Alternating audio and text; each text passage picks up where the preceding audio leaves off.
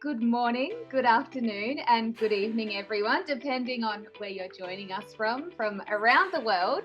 We now have over 200 attendees, half from Australia and New Zealand who are joining us in the morning, many more from the USA and Canada who are joining us in the afternoon or evening, and then a sprinkling of people from across the globe, including the UK, Europe, South Africa, India, just to name a few. We appreciate that in some countries it is quite early, so thank you very much for joining us, and we hope that everyone finds this conference of tremendous value. Could you please describe the strategic architecture approach and how it can be the key to digital transformation?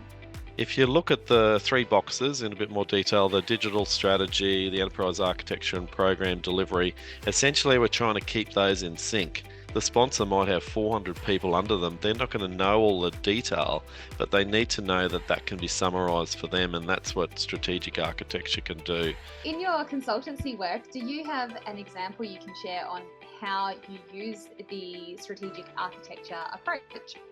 Make sure that that strategic architecture approach is across all programs in what we do. And it's not like we're doing rocket science, we're just trying to get things in sync and making sure that programs are effective. All the way from Canada, welcome George. It's my pleasure, it's my honor. So let's start with the digitization and digitalization and make sure that we are on the same page here when we're talking about these terms. What do you perceive as the primary barriers or challenges in implementing metadata tools within your organization or projects? So first, I think it's that lack of understanding and awareness about their importance. There are resource constraints, as with anything. So this can come as a barrier, but in the end, you need to be the ones that are putting together the processes, the guidelines. Of course, that takes time. My understanding of transformation here and the role of the architects, what you can do with this beautiful space. So transformation as such is a journey into the unknown. All of us in a transformation are navigating the space of the unknown, and the beauty is in embracing the aspects of unknown and the challenges and everything else that comes with it. You talked about that pause, having the need to have that pause in digital transformation. Could you explain, the need, how that works and the need for the pause and what you do in that pause? Yeah. One of the things that we recommend, it's a concept of the ancient wisdom. It's the conscious pause. So you take this conscious pause at strategic places or strategic stages to ensure that we are still on the right path. So the concept is very simple. So take a deep breath kind of thing. Take a pause at regular stages and validate 5 things. Who are we serving? Are we serving the right thing? And are we still continuing to work with the right people and work for the right people? And are we ensuring the outcome is achieving goals that are beyond us? So a simple check that we can all undertake. It's a concept that we can undertake, and I'll pass this on to you, Nige, which can be passed along. Do you think it's achievable to get people to collaborate? And what are some of the best strategies to achieve this? The short answer is yes. I definitely believe that we all are tuned to collaborate. As we look at our ancestors or people from the past, we lived in tribals, or we are basically tribals, or people living in groups. So ultimately, it's the human desire to be connected with something that is beyond us. It is the purpose and vision that unites us. Welcome, Andrew. A pleasure to be here. What I want to do with this particular session is really just give you a very simple, practical model that you can take back to your organisation, today, tomorrow, next week, in terms of how you view the organisation. I would like to know the opinion of Andrew on the alignment based on a fundamental issue we have in business architecture and where the approaches can assist with this. Yeah, it's a really interesting question. When I talked about the rowing 8, there are people in rowing, single sculls. Some might be in a team of 2 or a team of 4. Ideally, you create teams of 8. You're more likely to get critical mass of people coming together and really appealing to them as to what would help them in their role, and then being able to use your reference models in anger. So the value streams and operating model is a really powerful representation because it breaks through all the organizational boundaries, job boundaries, roles, levels of detail. It's a strategic view of the business and how we think it's running. When you look at the business motivation model, you have that strategy part that really needs to be aligned with the technology, and the business strategy needs to be aligned the whole way through. It seems like a very obvious thing, doesn't it? But it doesn't actually happen. What we need to do when we're writing the technology strategies is to make sure that there's a strategic alignment section at the front of it that does that alignment, to make sure that's front and center, then it's reflected as you go. Line of You got the sight. business references in a technology strategy, and then it draws the business executives in. It's like, I can see how I'm being supported by the technology team. And if you look at all those different strategy documents that are being produced, you're looking for that technology. What are the impact on technology pieces that you can sort of directly impact on? And that's where the value proposition from architects. How's it going over there, and what's your current work and your current challenges, and what you've been up to? Thank you. It is really a pleasure and honor to be here, and applauding your efforts on this conference and bringing people together around such an important topic. So really an honor to really advocate for the idea of strategy to execution, business architecture as strategic practices. So for me, that involves all sorts of training and cohorts and masterminds, involves working with organizations and clients. I think what I get to see is this tide rising around the importance of good strategy to execution and the role of architecture as part of that. So it's really great trends to see. This takes a team of teams working together hand in hand from end to end to really make this work as we know. How are we leveraging AI? Okay, this great idea over here for future of work, how is it enabling, which capabilities to become our dot connector, our Rosetta Stone that we can actually see. You can actually create a capability on a page, right? And see all the initiatives that are planning to make changes against it. So that is honestly a really practical way to do it. I think one of the things that I've found with the strategies is it needs to really come from the executive team. I've noticed that ones better have themes that are owned, and benefits and risks and everything that are owned by the executives. I don't know whether you've seen good examples of that or bad examples. I believe that strategy to execution has got to be an internal muscle for every reason. With the strategy formulation, what I see, and this is not, any challenge to consultants, but a lot of times organizations, I see they're adopting the same things because we're kind of like pollinating the same ideas. So I think that strategy formulation muscle is important.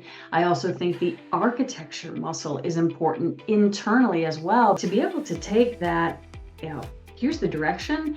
It's a leap to say, all right, this is the parts of the organization that are changing, and here's what we need to do. So again, there's a great role for consultants in many ways, and capacity building, all those things that we know, but architecture as a muscle, and then that full end-to-end strategy to execution as well. So it's a great call out, Nigel. Yeah. Diving into the exciting world of project management and digital transformation with the focus of finding the balance, specifically how to navigate technical demands of a fast-paced evolving environment while staying true to a people-first approach. How do you balance the technical demands of digital transformation with a people-centered approach in your projects and programs? It's so critical when it comes to delivery that you have, a project manager and a project team who really get it. The way I like to describe it, I went a very long time of saying that a good PM is the bridge between the business and our technical teams to make sure that the project is delivered.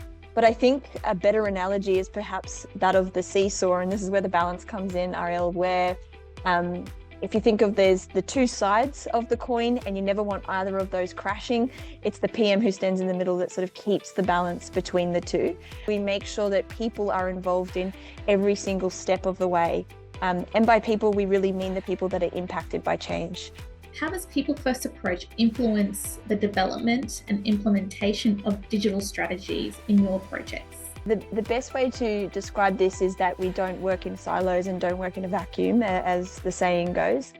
The role of the PM, if we're involved at the front end of strategic design, to really be the voice of people who are impacted by change. but you can't be the voice of those people unless you actually physically meet with them and physically go into their environment. What that enables us to do is to really represent a broad, range of stakeholders throughout the business, and we bring that into design, bring that into strategy, and kind of have that anchor of why are we doing this, what is the the benefits of the change that we're working towards, and make sure that is reiterated again and again and again throughout the process. Welcome, Jeff.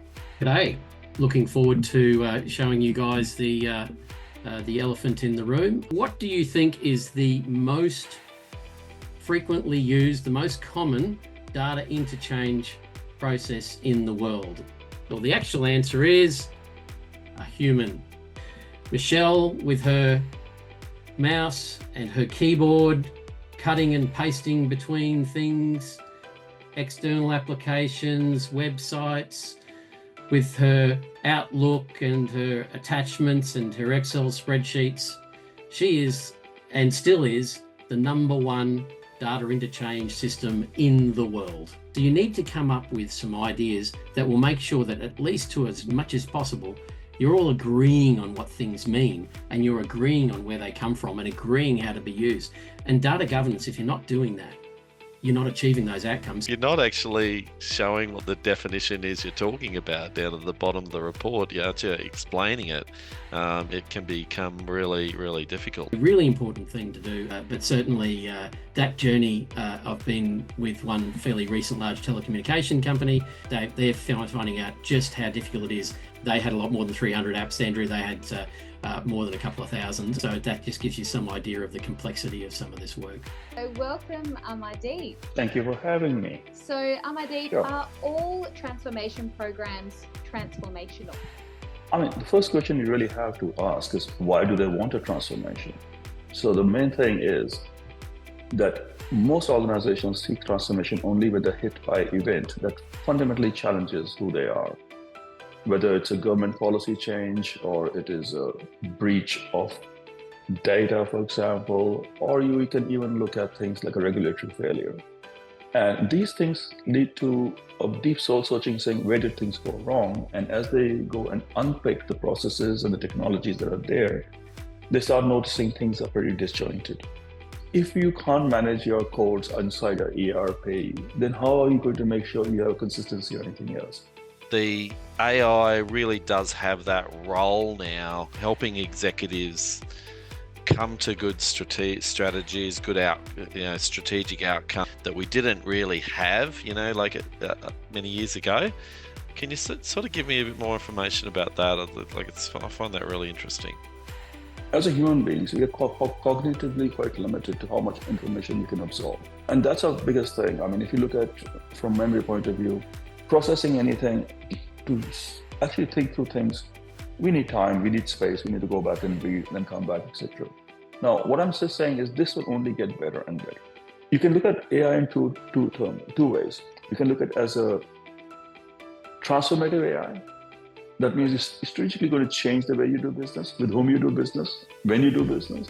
Or it's everyday AI, you're going to improve your productivity.